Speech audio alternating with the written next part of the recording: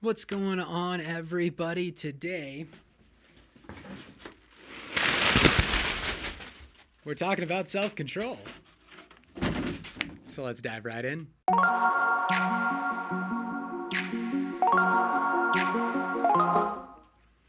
Welcome back, everybody. My name is AP Raleigh, author of Abide, and I make Christian content to help you and me grow in our faith walk together. So if that's something that you love, go ahead, like, subscribe down below so you don't miss a thing. Now, we're talking about self-control, and despite the fact that I now have Doritos all over the place, we're actually not going to be really talking about food. We're not talking about dieting. This is kind of a crazy one. I had a really hard time diving into this. This has actually been something that has plagued me throughout my Christian walk, if you want to call it that. It's something that I never quite came to terms with because I couldn't figure out, if I'm supposed to have self-control, then why do I still do dumb stuff? And this is a really common struggle, up to and including the fact that, first off, Paul wrote Galatians, which we're talking fruit of the Spirit. We're talking self-control in terms of the fruit of the Spirit here, which is in Galatians 5. Now, Paul's writing this, and he's also writing in Romans about the fact that he wants to do good, but he can't. And whenever he wants to do good, sin is close at hand, and that's when he's struggling the most. And I'm going, okay, the same guy that is talking about, oh no, if you've got God, you've got self-control, and is also saying, yeah, but I don't seem to have self-control. What's he doing? He's still struggling. He's still having problems. And herein lies the issue, at least in my opinion, is the fact that we see self-control as self-perfection. I really want to believe that if I have this self-control, nothing will ever go wrong, and I'm always going to be perfect. I'll always know the right thing to do, and I'll do it because I'm able. I have this control over myself. And we like to think of this far more in terms of something that is in fact controllable, something that I have rule over, that I don't know, that I can control every single point in this. And it's just not the case. Because we see as you go through your lives, whether or not we've got God, there are still issues that come up. Now, it's a lot easier with God, I'm sure going to say that. But this self-perfection narrative that I'm the one that can make me perfect is both non-biblical and doesn't follow any of the context. And I think it's odd that we've kind of moved self-control into absolute control, not just having power to influence over it, which is really what this is talking about. The Bible talks about self-control quite a few times, and it uses a lot of different words to describe it, which made this even harder to find because I'm going through trying to do this backword study and find the depth in all this, and then they keep using different words. And that made it a little harder because it's such a non-used phrase. But this whole theory behind self-control, especially in the fruit of the Spirit, when we're talking about these things that the Holy Spirit has given us, we're looking more deeply at having power over ourselves. Again, this isn't absolute.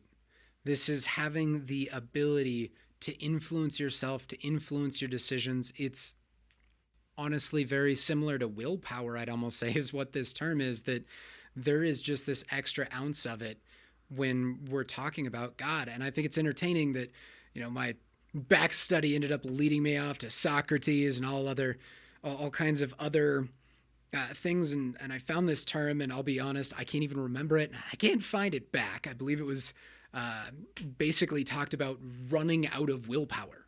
Like there's a finite amount, and once I've run out of this willpower, I think it was ego deprivation or something like that, but once I run out of willpower, I'm just going to do whatever my heart desires, and that's this point that we're going to hit.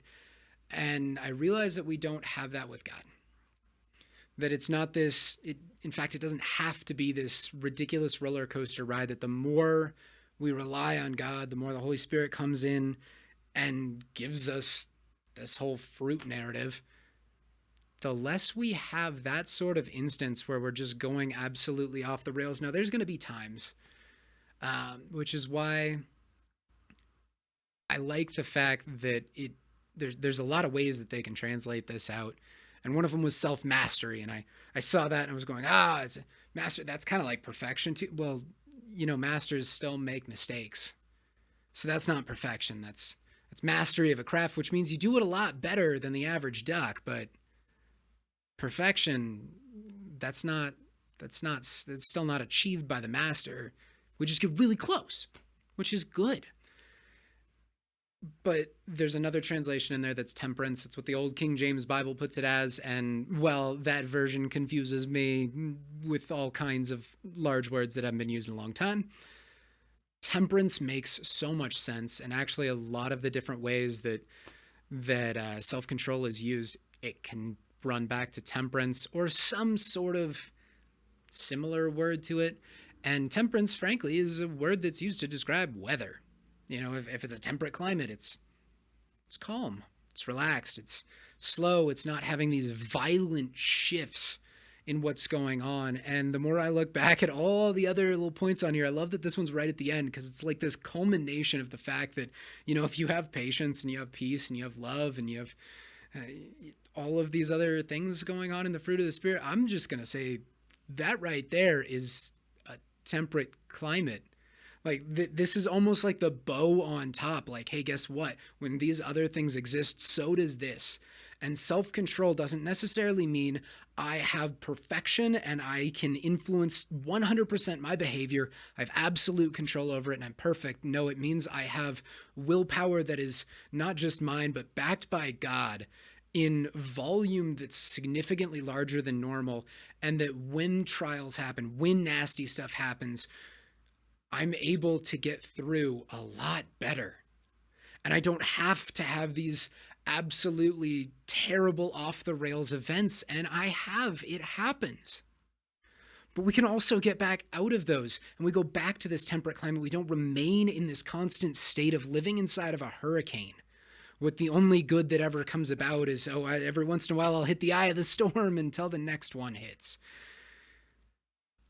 And I find that even though life can get truly awful, the fact that I have God in my life, the fact that I've got the Holy Spirit within me, the fact that I have this fruit of the Spirit means that things kind of calm down inside of the chaos in a measured quantity that I can think, man, if I didn't have God, my life would be so much more out of control.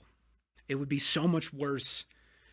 And I think a lot of Christians can relate to that, of the times that you've leaned on God to get through the nastiest circumstances. And what has that done? It's taken the roller coaster. And yeah, it's still going. It's still there. But it's smoothed it out a lot, which allowed you to have a lot more control over yourself. It allows us to just be able to breathe inside of the scenario. So I think when we're talking about self-control, I think we need to move away from this perfection narrative. And it's something that's plagued the church, in my personal opinion, for as long almost as it's been around. Of course, in the beginning, there were still quite a bit of issues in regard to getting through Roman times and all that stuff. But as the church starts to grow and starts to blossom, there's this thought that being a Christian means you're perfect. And I don't mean that you're perfect because God declared you perfect, which that's what's true. And I don't mean that you're perfect because even though I'm sinful, God's stood in my place. And that's the perfection the Bible talks about, is that my imperfection is made perfect through Christ. That's something he's already declared. But there's this thought that we're the one that's perfect and we're the one that's making it happen. And because I follow God, I'm never going to do anything wrong. I'm never going to make a mistake. I'm never going to have a problem. And because of that narrative, I think we've had more struggle, more issue in the church. I know I've had it in my personal life, because we're trying to be something that we're not. We are trying to not be like Jesus, but to be Jesus, to be better than Jesus. And that's not our job. And so then when things come up, it's difficult to admit them. And it's hard to tell other people that you're with that, I've been struggling with this, or I've been doing this, because we immediately jump to this whole thought that, because I'm a Christian, I'm supposed to be the perfect one. I'm supposed to be good, and I'm not that. That part's okay, actually, to have that right there. What the problem that comes in is, so I'll just pretend. And we add insult to injury almost onto ourselves, adding this sort of lie that I have self-perfection inside of myself simply because I've declared a word. Now, it's God's power that does that, not mine. It's God that gets to make that declaration. So this is something that I want to challenge everybody on. I've been challenging myself a lot lately, is to enjoy the reality of who God's made me, enjoy the reality of me, and enjoy the fact that God does give me self-control in the fact that I can have this temperance. I don't need to have explosive responses to small things.